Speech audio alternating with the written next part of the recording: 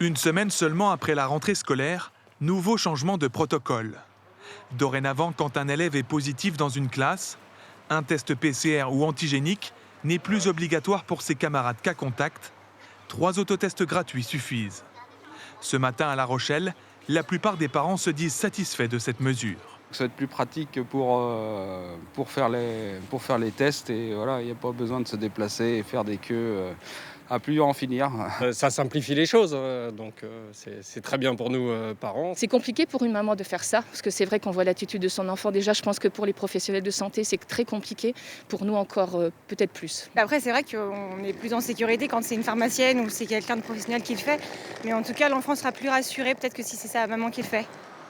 Autre annonce du Premier ministre, les parents n'auront plus besoin de présenter une attestation sur l'honneur pour chaque test négatif. Une seule suffira après le premier test. Moi, ça me fait un peu peur, ça, par exemple. Quand il y aura un enfant positif et qu'il revienne juste avec une attestation sur l'honneur, est-ce que c'est vraiment réel? Est-ce qu'il est plus positif?